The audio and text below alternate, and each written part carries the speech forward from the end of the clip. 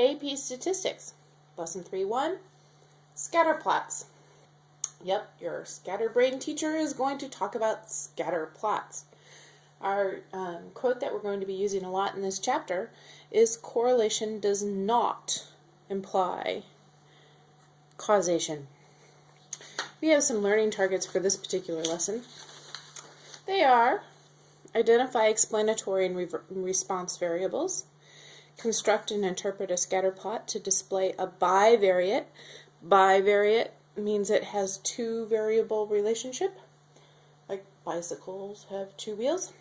Describe the direction, form, and strength of a scatter plot. That's going to be kind of like the shape, spread, and center of a univariate or one variable data set. Calculate and interpret correlation. Identify outliers in scatter plot and explain their effect on correlation. Okay. Well, I have a scatter plot to start us off with. And if you'll notice, a scatter plot is just a graph with points that have to do something with an explanatory variable. Here's our explanatory variable. It's almost always on the x-axis. And you may know it in other classes as, and I'm going to put x here, the independent variable. That's something that you may have heard of it called before, probably. Independent variable. And on this side is the response variable.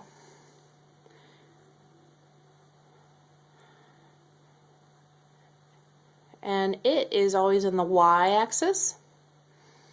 Always on the y-axis. And what do you call that? The dependent variable. So explanatory variable, x-axis, independent, response variable, y-axis, dependent. So, and if you just think of the response as the second part, that's the y. You respond to something. Okay. So that is what one basically looks like. Now let's talk about how to construct one. I have a set of data here, and it has decide which variable should go. I have a list of things to do. Excuse me. See, I am a little scatterbrained tonight. So we have a list of things to do. Number one is decide which variable should go on which axis. In other words, which is the explanatory and which is the response. Number two is to label and scale your axes. And then three is to plot your individual data values. So here I have a little bit of data, and it's body weight and backpack weight. So we are going to see the relationship between a person's body weight and how much their backpack weighs, and see if there is a correlation. And so I'm going to say which one goes on which axis. Well, it kind of depends on what you're looking at. But in this case, usually what comes first is the explanatory variable. So we're going to say, does the body weight of a person explain the response, which is the backpack weight? So this is going to be my x, or my explanatory variable, and this is going to be my y. Now I have to label and scale my axes. So here are my axes. And notice I don't have any negative numbers, so I'm not even going to put those on my plane. Now, this, if you did, you would. Okay, so here are my axes, and I have my lowest number is 103, and my highest number is 187. And so I'm going to label that, but I'm not going to label every single one of those. That's what, 84 points? It would take forever. So I have to come up with a scale that makes sense. And to me, it makes sense to start at 100 and to go every 10. So 110, 120, 130, 140, 50, 60, 70, hopefully I won't run out of room, 80, and then 190 there. It all fits right there, okay?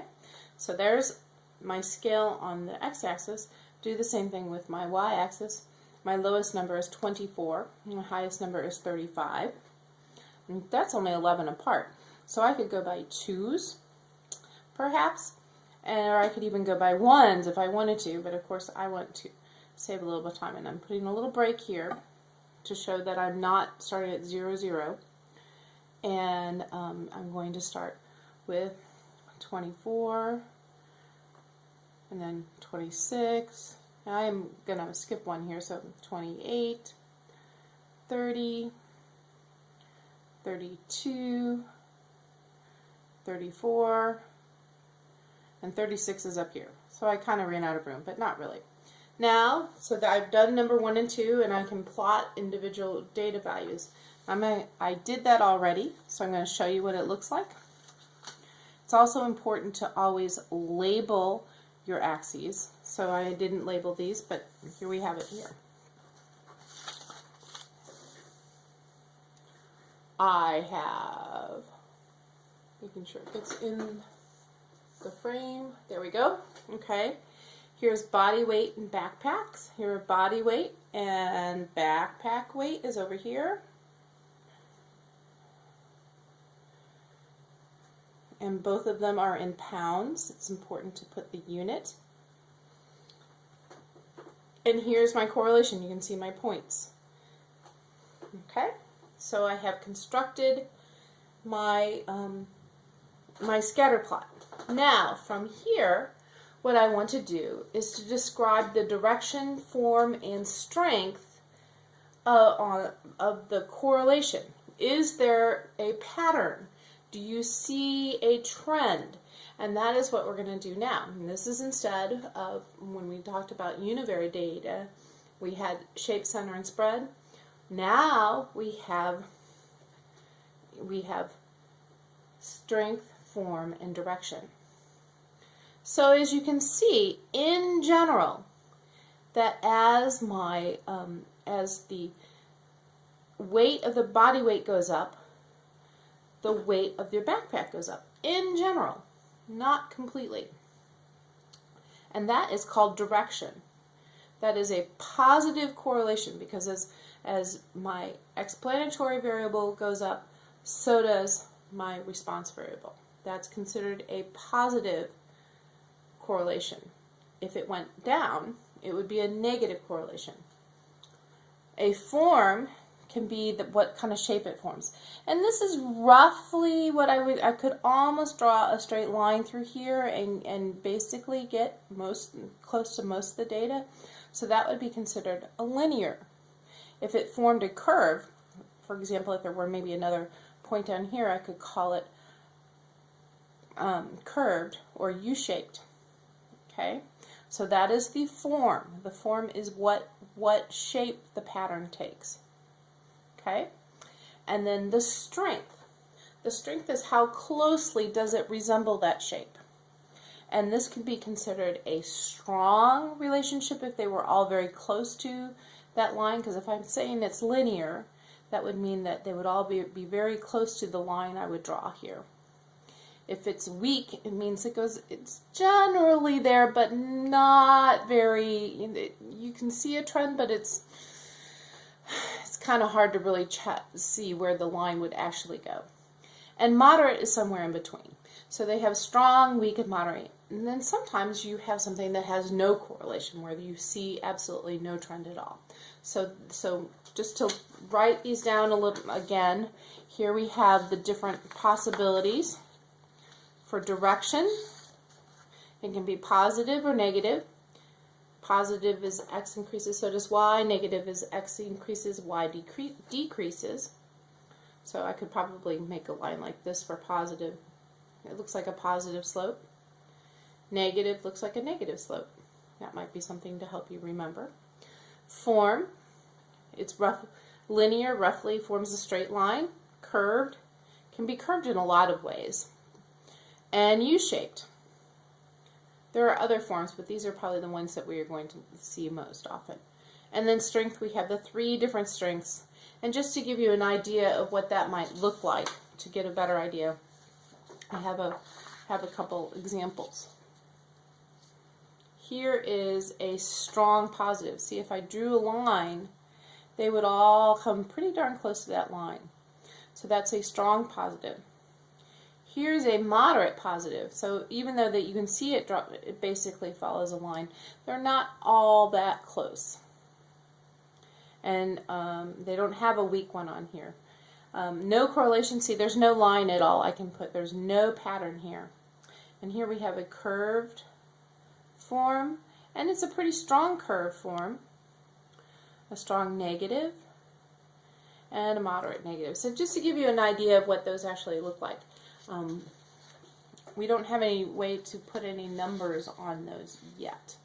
So let's look at the first one I showed you and come up with a direction, a form, and a strength. Take a minute and look at this. This happens to be, I'm sure you can't read this, but this says the percent of seniors taking SAT in a state taking SAT. So the percent of the seniors in that state taking the SAT. And then this over here is the performance. So what this is showing that is that states that had a low percentage had a high score, and those that had a high percentage had a relatively low average score.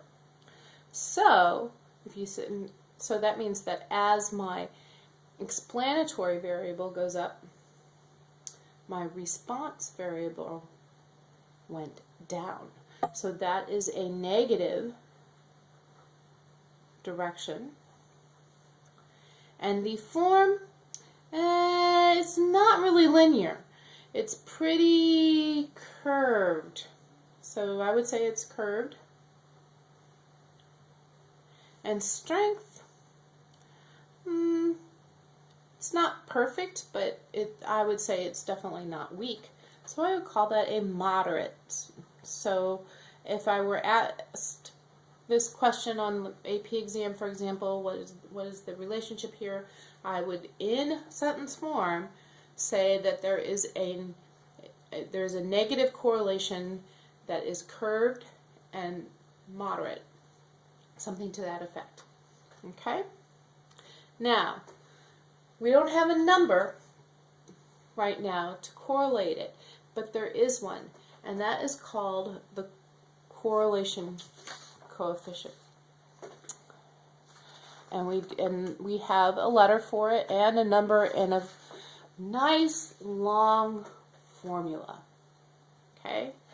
We can calculate correlation. Correlation measures the direction and the strength. Remember, we're talking about direction and the strength of a linear relationship. So it almost does all three, as long as you're really talking about linear. So direction, strength of a linear relationship between two quantitative variables. Now, and R, by definition, is always between -1 and +1. And the closer the absolute value of R, remember those are absolute value signs, is to 1, the closer it is to the either extreme, actually, the stronger the correlation is. So if you have a correlation of 0.9, you have a very strong positive correlation. Then you know it's strongly linear, and it is positive. If you have a correlation of -0.2, well, that's not very close to -1. So -0.2, it's closer to 0, is a weak negative correlation. Okay, here is the formula. Now let me tell you what this is, and maybe it will make a little bit more sense. We have R is equal to 1 over n minus 1.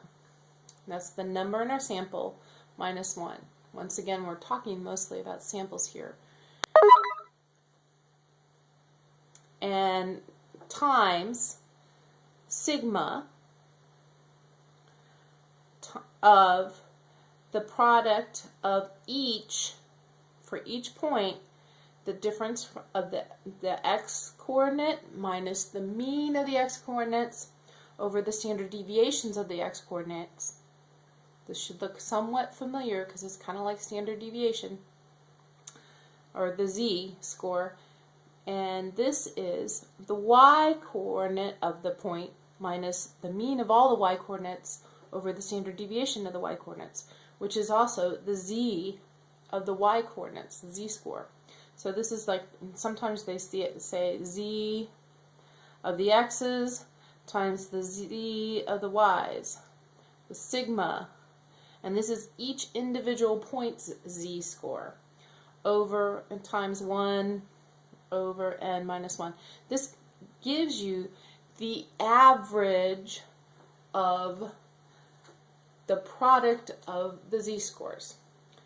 And that gives you, will always be less than 1, or between -1 and 1. And it will give you the correlation coefficient. Now, I am not going to make you calculate that, but it's important for you to see where it's from. It can be easily done in a calculator, and I will show you how when we get to class. However, right now I just want you to know what it is and what it means. Okay, so once you know what it is and what it means, I wanted to go back to our backpacks and our body weight and discuss our correlation. Well, it turns out that the correlation of these particular points is R equals 0.7, which is positive, and it means that it is relatively, it's kind of on the strong side. It's closer to 1 than it is to 0, so it's a relatively strong linear relationship and positive. But what you might notice is that you could kind of say that this point might be an outlier.